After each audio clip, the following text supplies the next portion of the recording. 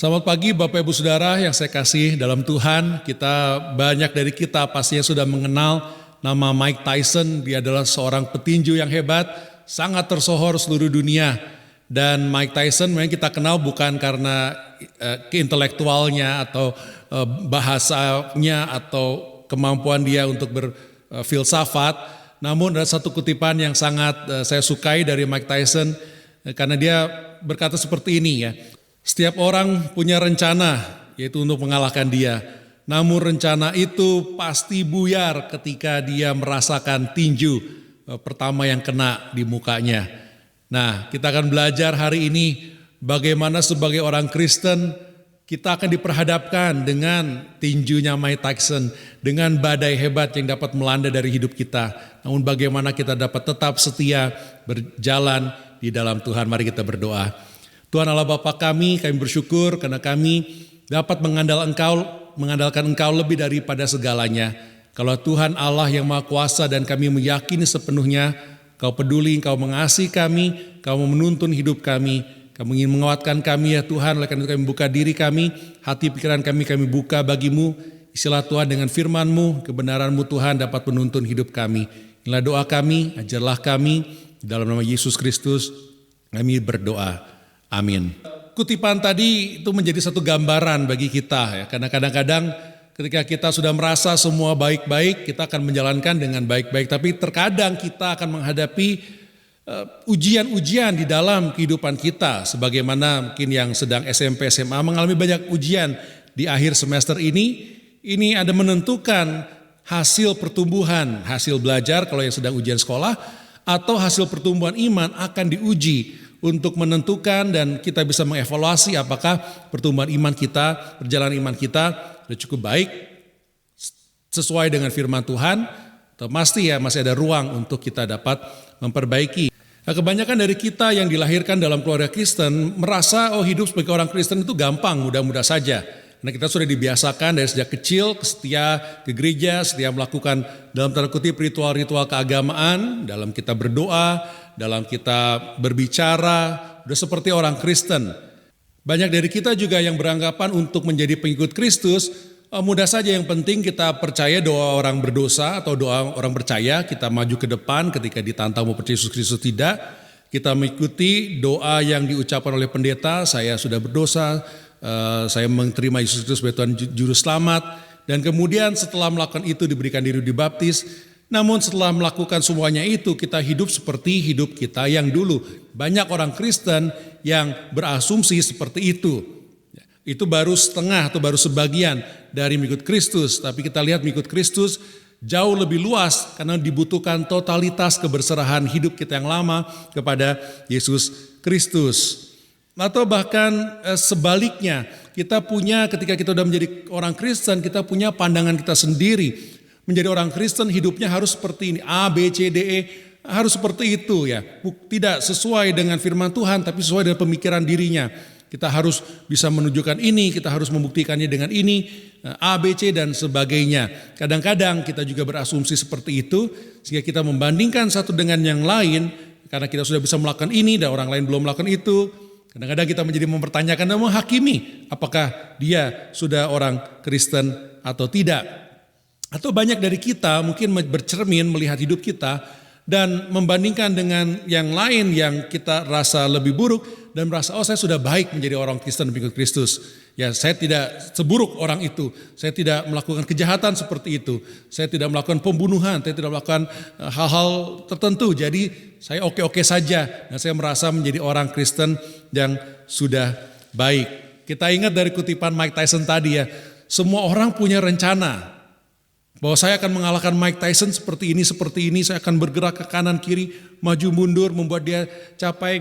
Rencana itu semua akan berjalan baik sampai-sampai ketika dia merasakan ujian, yaitu merasakan tinju dari Mike Tyson, baru semua rencana itu menjadi buyar.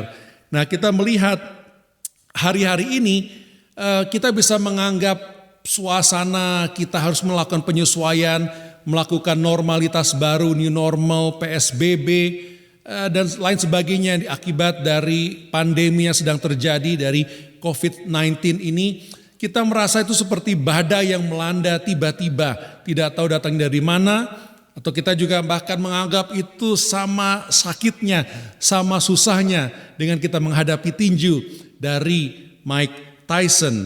Banyak rencana yang sudah kita lakukan untuk melakukan hal ini itu menjadi buyar karena COVID-19 itu. Firman Tuhan memberikan nasihat dari Yakobus 4 ayat 13 yang berkata, jadi sekarang hai kamu yang berkata, hari ini atau besok kami berangkat ke kota Anu dan di sana kami akan tinggal setahun dan berdagang serta mendapat untung. Sedangkan kamu tidak tahu apa yang akan terjadi besok.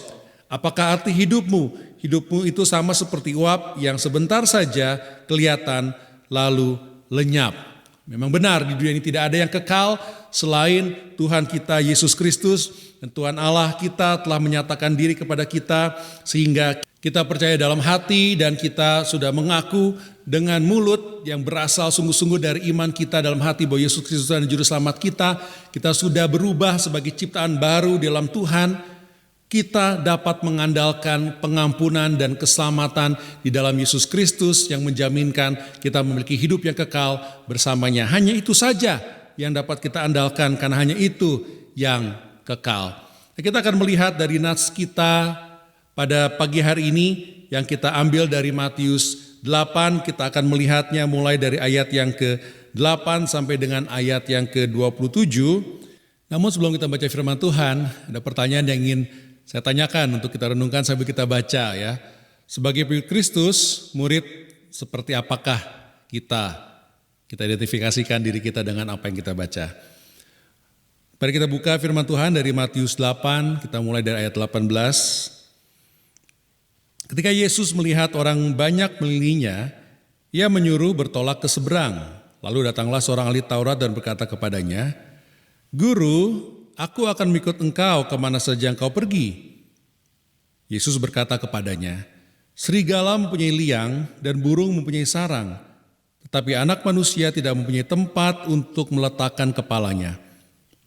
Ayat 21, seorang lain yaitu salah seorang muridnya berkata kepadanya, Tuhan izinkan aku pergi dahulu menguburkan ayahku.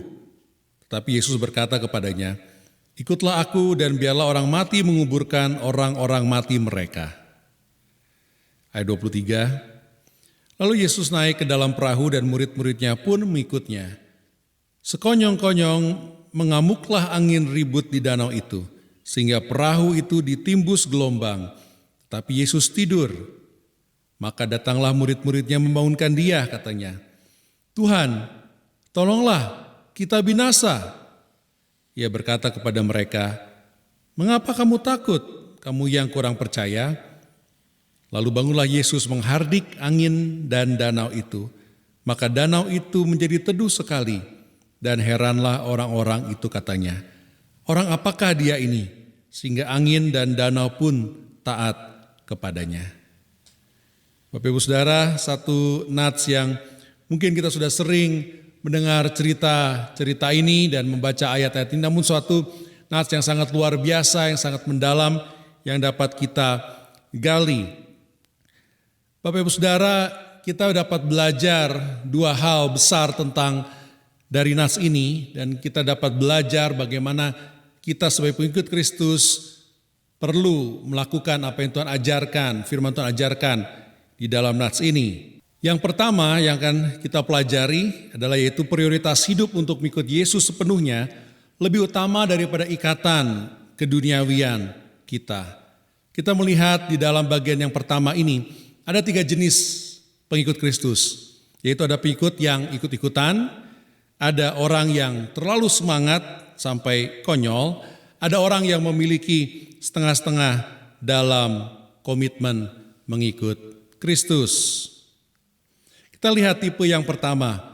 Tipe yang pertama adalah pengikut Kristus yang ikut-ikutan saja. Saya berharap kita semua tidak ada seperti ketiga orang ini, ya. Namun kita sungguh-sungguh memiliki hati yang benar, kita menjadi pengikut Kristus. Tapi kita belajar secara umum dalam orang dunia kekristenan ada 3 jenis orang Kristen. Yang pertama adalah tipe orang yang ikut-ikutan. Kalau kita lihat di ayat 18, di situ dikatakan bahwa Ketika Yesus melihat orang banyak mengelilinginya, ia menyuruh bertolak ke seberang. Nah, kalau kita lihat di sini, kalau kita lihat dan ingat dari minggu yang lalu dan fatsal-fatsal sebelumnya, kita melihat bagaimana Yesus telah melakukan banyak mujizat. Dan minggu yang lalu dan 2 minggu sebelumnya kita lihat bagaimana Yesus dapat menyembuhkan orang yang sakit kusta, ia dapat menyembuhkan hamba dari perwira, ia dapat menyembuhkan minggu yang lalu ibu mertua dari Petrus, dan ia menyembuhkan banyak orang, dan ia mengusir banyak roh jahat. Jadi kita melihat bahwa banyak orang sudah mulai mengenal siapa Yesus ini berdasarkan apa yang dia bisa lakukan, kuasa yang dimilikinya. Sehingga itu akan menjaring banyak orang untuk mau mengikut dia. Nah, kita lihat di sini, walaupun demikian Yesus pergi dari kerumunan yang ramai itu. Sehingga ada filter, orang yang ikut-ikutan saja atau orang yang sungguh-sungguh mau menjadi pengikut Kristus. Jadi kita dapat pelajari di sini bahwa memang ada banyak orang yang hanya ingin mengikut Kristus karena mungkin terkagum akan kuasa mujizatnya. Mereka ingin mencari suatu keuntungan pribadi untuk menjadi pengikut Kristus. Dan banyak orang Kristen yang seperti itu, baik zaman dulu waktu zamannya Yesus maupun pada sekarang ini. Banyak orang yang mencari sensasi apa yang bisa dilakukan oleh kuasa Tuhan. Namun kita lihat mengikut Kristus lebih daripada itu. Jadi kita lihat Matius dengan sengaja mengatakan banyak orang mengelilinginya. Namun segera setelah itu ia naik ke kapal, tentunya nggak bisa semua orang ikut, dan ia pergi daripada kerumunan yang banyak itu. Tipe yang kedua, kita melihat ada pengikut Kristus, orang-orang Kristen, pengikut Kristus pada zaman Yesus ini pun yang terlalu semangat. Istilah sekarang lebay, lebay dan mengumumkan kelebayannya itu.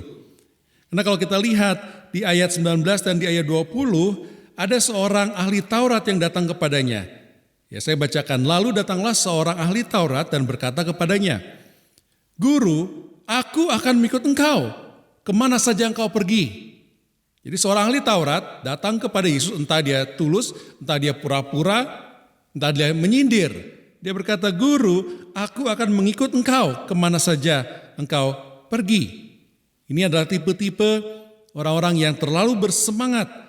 Bersemangat dalam arti tidak sungguh-sungguh mengerti apa maksudnya untuk mengikut Kristus. Dan Yesus Kristus ini mengatakan satu jawaban yang sangat mengejutkan.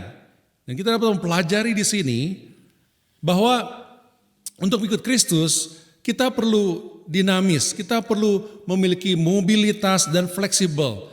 Dalam arti apa yang sudah kita rencanakan, apa yang mengikat kita, ada kalanya kita harus meninggalkan itu untuk melakukan kehendak Tuhan.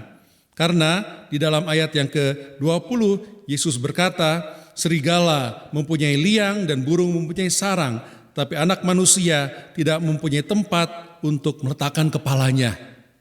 Dia berkata binatang pun punya rumah, tapi anak manusia itu Yesus Kristus tidak ada tempat untuk meletakkan kepalanya.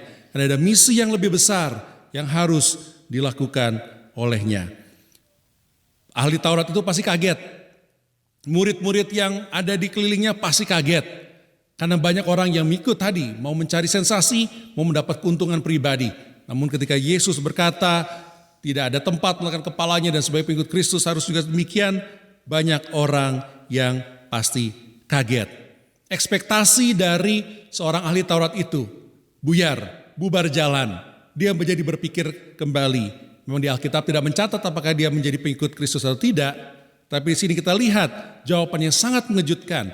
Ekspektasinya berbeda ketika ia datang dan berkata, "Guru, aku mau mengikut engkau." Dan kalau kita mempelajari lebih dalam dari pembelajaran yang penelitian yang saya coba lakukan dari nas ini, Matius memiliki gaya penulisan yang sangat unik.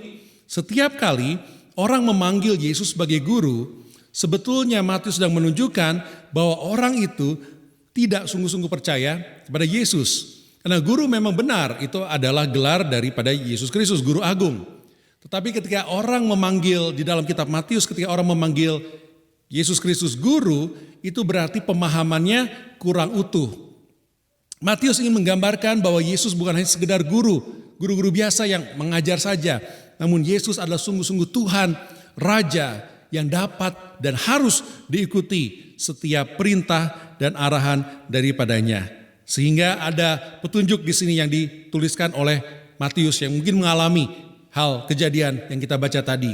Ketika ahli Taurat berkata guru, berarti dia belum sungguh-sungguh percaya akan siapa Yesus. Nah, ahli Taurat ini yang datang kepada Yesus memiliki pengakuan palsu. Dan dari pengakuan palsu itu seperti kedengarannya baik.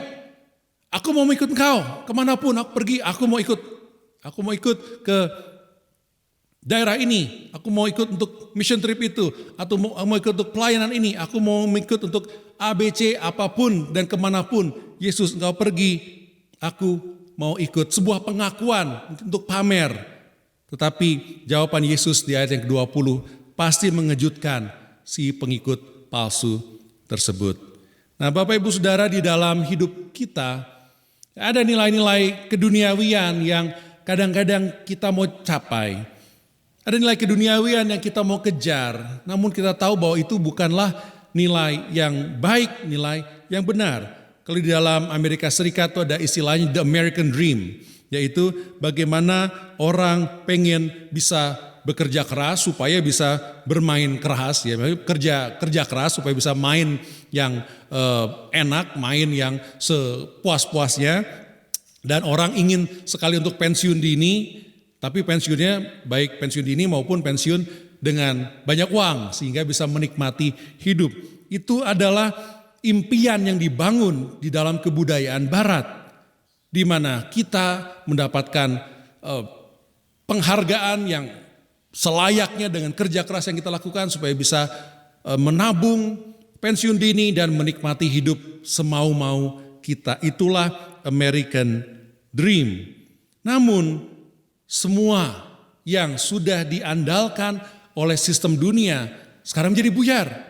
Ya, apa gunanya kita bisa pensiun dini, apa gunanya kita bisa main kemanapun kita mau, kalau keluar pun kita dibatasi dengan virus corona. Jadi kita bisa melihat gambaran. Ahli Taurat itu juga menyatakan dan mempunyai suatu impian. Yesus kemanapun aku akan pergi. Tapi Yesus, apakah kamu siap? Serigala punya rumah, burung punya rumah. Saya tidak punya tempat untuk meletakkan kepala. Apakah siap? Sampai ekspektasi dari si ahli Taurat itu pasti buyar. Inilah pelajaran yang dapat kita lihat. Orang punya rencana, orang punya ekspektasi, namun ekspektasi itu dan rencana itu akan diuji. Ayat 19, ekspektasi, rencana, ayat 20, Yesus mengujinya. Benar? Kamu mau lakukan seperti itu? Itulah tipe orang yang kedua, yang baik, penuh semangat, tetapi itu adalah semu, itu adalah lebay, itu adalah tidak tulus dan pura-pura. Yang ketiga, kita melihat ada pengikut-pengikut Kristus, ada orang-orang Kristen yang setengah-setengah, yang ogah-ogahan, seperti Pak Ogah ya, ogah dikit-dikit ogah gitu ya. Orang-orang yang pura-pura menjadi pengikut Kristus, ngomongnya baik tapi pura-pura menjadi pengikut Kristus. Ayat 21. Itu dikatakan seorang lain, yaitu salah seorang muridnya, berkata kepadanya, Tuhan, izinkanlah aku pergi dahulu menguburkan ayahku. Tapi Yesus berkata kepadanya, ikutlah aku dan biarlah orang mati menguburkan orang mati. Sekali lagi kita melihat pola yang sama. Rencana, pernyataan, pengumuman, dan Yesus langsung menguji pernyataan, pengumuman, iman yang dinyatakan itu. Ada seorang yang datang kepada Yesus dan berkata, saya mau jadi pengikut engkau, tapi tunggu dulu, saya mau menguburkan ayah saya dulu. Dan jawaban Yesus langsung menguji, benar kamu jadi pengikutku? Kalau mau ikut saksi sekarang, biarlah orang mati menguburkan orang mati mereka. Jawabannya pasti mengejutkan, dan ekspektasi yang dimiliki oleh orang yang datang dan mengatakan itu tadi, pasti akan buyar juga, akan berubah dan tidak sesuai yang dia pikirkan. Nah, Bapak Ibu Saudara, kita dapat belajar dari yang ketiga ini bahwa ketaatan kepada Yesus itu lebih penting daripada kebiasaan turun-temurun. Jadi saya menjelaskan, ya kalau kita melihat istilah menguburkan ayahku, para ahli mengatakan bahwa itu bukan suatu istilah harafiah yang berkata bahwa pada saat itu ayahnya meninggal, kemudian dia harus menguburkannya dulu, dan setelah saya menguburkannya 1-2 hari baru mengikut Kristus. Bukan. Istilah izinkan aku menguburkan ayahku dulu, ini adalah sebuah peribahasa yang artinya saya mau menunggu dulu di rumah sampai dengan ayah saya meninggal supaya saya mendapat warisan.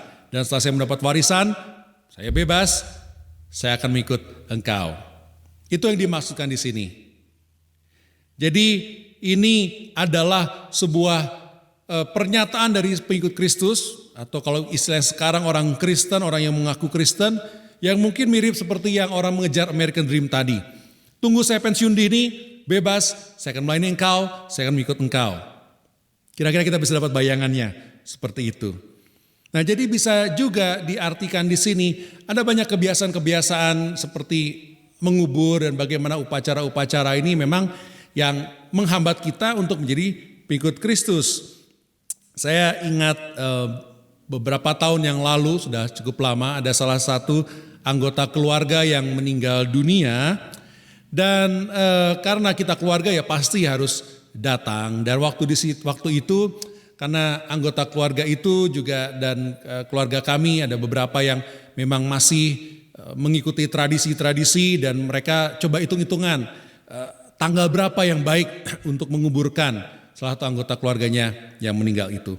Akhirnya ketika dihitung, berdebat, akhirnya ditentukanlah 7 hari setelah kematian. Jadi selama 7 hari 7 malam kami harus datang ke rumah duka, siang datang, pulang sebentar, mandi, malam ada kebaktian, kemudian ada makan-makan, menjamu keluarga dan teman-teman yang datang selama 7 hari. Jadi dapat membayangkan, selama 7 hari hampir kami tidak bisa melakukan apa-apa kecuali itu. Dan kita melihat ada banyak sekali tradisi-tradisi, kebiasaan-kebiasaan yang membawa kita pada suatu hambatan untuk dapat mengikut Yesus sepenuhnya. Nah, apapun arti dari apa yang dikatakan di sini tentang mengubur ayahnya, kita dapat melihat bahwa intinya ada banyak orang yang punya alasan untuk mengikut Kristus. Tunggu ini, tunggu itu, tunggu saya selesai ini, tunggu saya selesai, baru saya bisa mengikut Kristus sepenuhnya. Dan oleh karena itu, semua ini menunjukkan alasan-alasan yang sangat jelas. Kadang-kadang kenapa kita tidak mau melakukan apa yang terutama. Kenapa kita tidak mau melakukan pemuritan bagi Tuhan. Tunggu saya selesai ini, tunggu acara ini, tunggu ini dan itu. Baru saya mau melakukan perintah Kristus. Ada seorang ahli yang bernama D.A. Carson. Dan ia berkata, ada banyak kerusakan reputasi gereja ketika gereja mengisi jajaran pemimpin gereja dengan sukarelawan yang telah melakukan pengakuan iman baru sedikit saja pengakuannya, kemudian namun dia bisa berkata-kata secara hebat tentang pengalamannya itu, namun dia punya ketabahan yang sedikit. Intinya Kristen setengah-setengah. Dan banyak orang Kristen yang setengah-setengah. Saya mau jadi pengikut Kristus nanti kalau sudah begini, kalau sudah begitu. Saya mau menjadi pengikut Kristus kalau sudah selesai ini, selesai itu, dan sebagainya. Dan firman Tuhan mengingatkan kepada kita akan hal tersebut.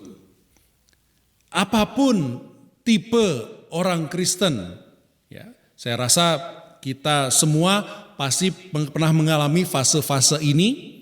Dan saya harap memang kita belajar dari sini supaya kita sadar. Dan kita dapat melihat apapun ketiga tipe orang Kristen yang mungkin sedang kita lakukan. Apakah kita orang Kristen ikut-ikutan? Apakah kita orang Kristen yang lebay, ya, mengatakan saya mau ini, saya mau itu, tetapi kita tidak paham sebetulnya. Atau apakah kita orang Kristen setengah-setengah, siapapun juga kita, sebagai pengikut Kristus, pendapat kita dan apa yang kita nyatakan tentang siapa diri kita sebagai pengikut Kristus, semua akan diuji. Semua akan merasakan pukulan Mike Tyson. Dan kita lihat bagaimana dengan semua pemahaman dan rencana kita sebagai pengikut Kristus. Apapun asumsi kita tentang siapa diri kita sebagai pengikut Kristus, pasti akan diuji oleh badai. Sehingga kita dapat sungguh-sungguh mengerti siapakah diri kita sebagai pengikut Kristus. Iman pengikut Kristus sejati akan diuji. Dan ini membawa kita kepada bagian besar yang kedua dalam nats kita pada pagi hari ini. Bagian yang kedua, saya akan bacakan dari mulai ayat yang ke-23. Lalu Yesus naik ke dalam perahu dan murid-muridnya pun mengikutnya. Sekonyong-konyong mengamuklah angin ribut di danau itu, sehingga perahu itu ditimbus gelombang. Tetapi Yesus tidur. Maka datanglah murid-muridnya membangunkan dia, katanya, "Tuhan, tolonglah kita binasa." Ia berkata kepada mereka, "Mengapa kamu takut, kamu yang kurang percaya?" Lalu bangunlah Yesus, menghardik angin dan danau itu, maka danau itu menjadi teduh sekali. Dan heranlah orang-orang itu, katanya, "Orang apakah dia ini, sehingga angin dan danau pun taat kepadanya?" Bapak Ibu Saudara, kita melihat iman dari pengikut Kristus akan diperhadapkan dengan badai, akan diuji.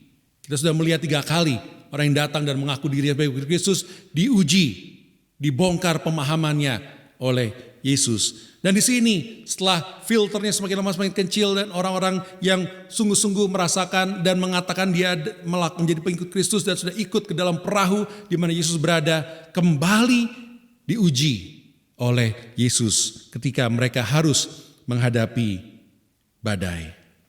Kita melihat dan apalagi dengan suasana pada akhir-akhir ini, bahwa ketika seseorang menghadapi badai, apalagi datangnya dengan tiba-tiba, aslinya keluar. Badai adalah suasana di mana kita tidak pegang kendali dan kita sadar bahwa kita tidak pegang kendali sama sekali. Seperti COVID-19, pandemi ini, bencana alam. Itu adalah sebuah ujian iman. Apakah kita sungguh-sungguh tetap beriman kepada Yesus Kristus sebagaimana yang kita katakan iman kita itu? Ke siapa kita cari pengharapan? Pada siapa kita akan mengandalkan semua permasalahan dan kesulitan kita? Harusnya tetap kepada Yesus Kristus. Dan ujian yang kedua kita dapat melihat dari satu paragraf sebelumnya yang sudah kita bahas tentang 3 jenis pengikut Kristus tadi. Orang akan diuji dalam pemahamannya. Saya menjadi pengikut Kristus, saya mengikut kemanapun juga. Tapi kemudian Yesus langsung menguji. Serigala ada rumahnya, burung ada rumahnya. Kalau mau menjadi pengikut aku anak manusia tidak punya tempat meletakkan kepala. Apakah ujiannya, apakah kamu siap untuk melakukan semua itu? Kemudian kita melihat juga seorang yang datang dan dia berkata, aku menjadi pengikut engkau, tapi tunggu dulu pensiun dini, tunggu dulu saya menerima warisan, supaya ada modal, baru aku mengikut. Niat baik mungkin, tapi setengah-setengah, sebetulnya tidak mau. Nah sampai kapan kita cukup, sampai kapan kita siap, kalau kita tidak langsung melangkah dalam iman. Kita akan diuji, baik dalam badai, yaitu kesusahan, kita akan diuji dalam pemahaman yang salah akan dibenarkan, langsung diuji. Yang ketiga tadi kita akan diuji dari pengandalan diri kita atau pengandalan keduniawian seperti warisan dari orang tua yang pemuda ini lakukan di ayat yang ke-22. Banyak orang Kristen yang tidak sadar apa artinya menjadi pengikut sejati dari Yesus Kristus. Dan nats ini mengingatkan kita bahwa dalam ujian-ujian iman aslinya iman kita akan terlihat. Apakah kita akan lebih mengandalkan diri kita atau kita akan mengandalkan Tuhan. Apalagi kita dapat melihat apa yang dapat ia lakukan, yaitu ia dapat mengatasi badai di bagian yang kedua. Oleh karena itu ketika ujian datang, Yesus mengingatkan kita dapat mengandalkan Yesus. Ia dapat mengatasi badai, ia dapat membuat badai reda, ia dapat menyembuhkan sakit penyakit, ia dapat diandalkan. Oleh karena itu, lihatlah diri kita di tengah-tengah kesulitan. Lihatlah diri kita ketika menghadapi badai topan, mengalami ujian. Di tengah-tengah segala ketidakpastian dan perubahan COVID-19, apakah kita tetap menjalankan misi Tuhan yang diberikan dalam amanat agungnya, atau kita semakin berdiam diri dan tidak tahu berbuat apa dan menyerah saja akan keadaan-keadaan dan badai yang kita hadapi? Kita telah belajar untuk berfokus dan berpegang kepada Yesus, mampu mengatasi sakit penyakit, mampu mengatasi badai.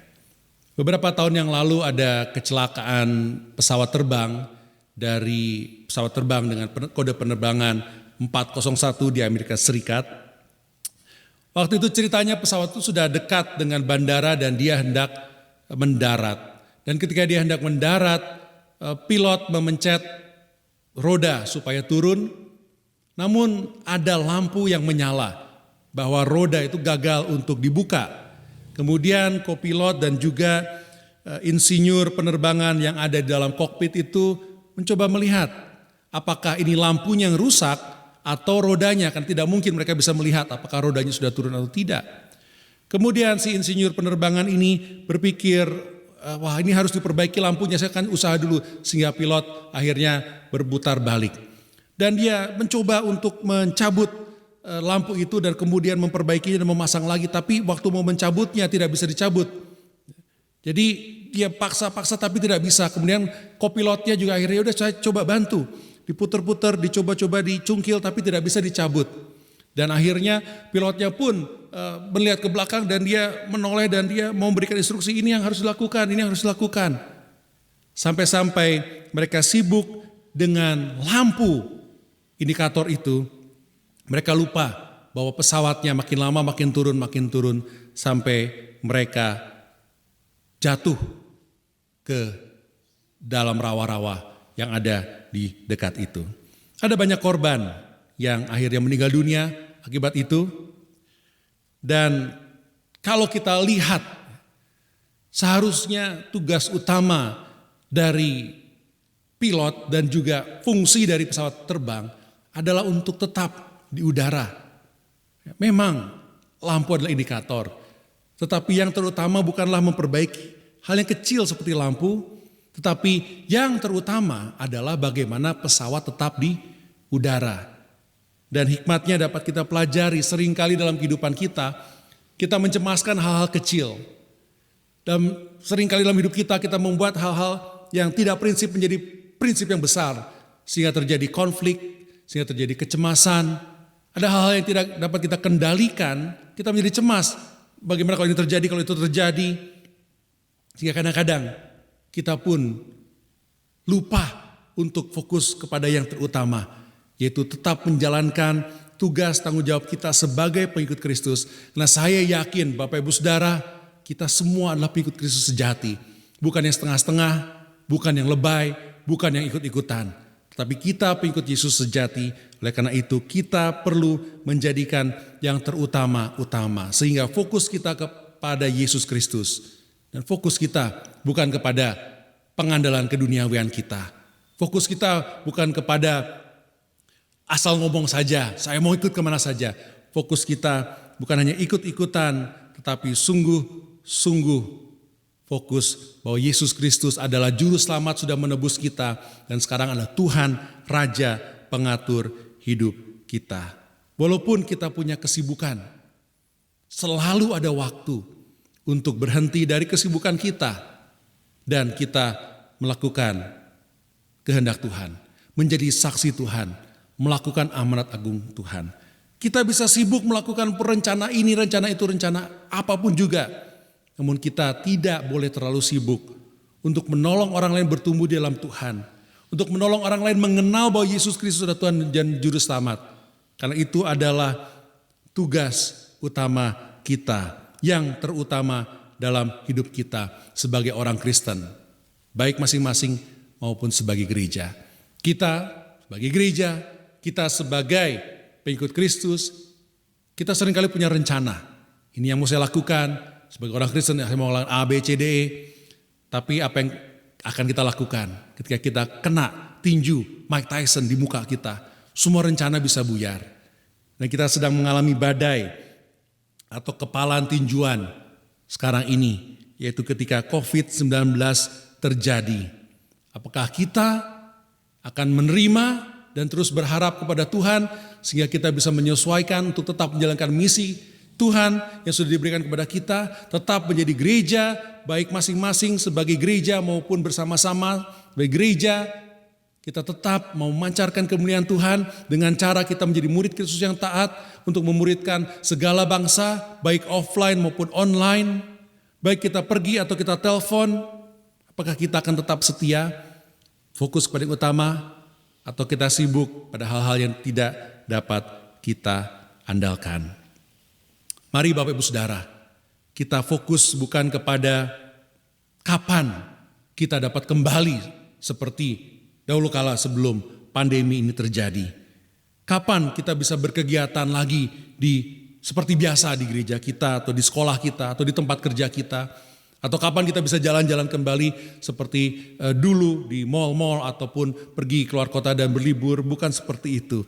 Tapi fokus kita marilah tetap kepada bagaimana kita bisa menjalankan hidup kita dapat terus dipakai untuk menjadi saksi Kristus, untuk mengabarkan Injilnya dan memuridkan orang lain menjadi seperti Kristus.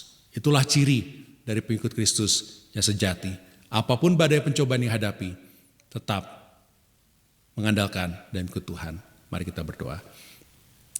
Tuhan, kami bersyukur atas firman-Mu yang Kau berikan kepada kami. Pimpinlah kami ya Tuhan sehingga kami dapat datang kepadamu karena kami tahu hanya Engkau yang dapat menolong kami. Di tengah-tengah ketidakpastian, kekhawatiran, ketidaktahuan kami, ketidakmampuan kami berdoa Tuhan, tetap pakailah kami. Tolonglah kami Tuhan untuk memperoleh hikmat yang daripadamu.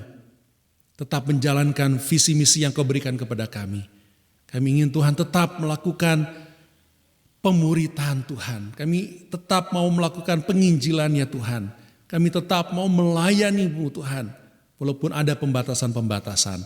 Karena Engkau lebih besar daripada badai topan. Engkau lebih besar daripada pandemi. Engkau lebih besar daripada segala batasan-batasan manusia yang ada. Kami berserah sepenuhnya kepadamu. Kami beriman sepenuhnya kepadamu. Tolonglah kami Tuhan di tengah-tengah keluarga kami. Segala pergumulan yang kami hadapi, kami pun tetap mengandalkan Engkau dan hanya Engkau saja. Di dalam nama Yesus Kristus, Tuhan dan Juru Selamat, kami menaikkan doa kami ini. Amin.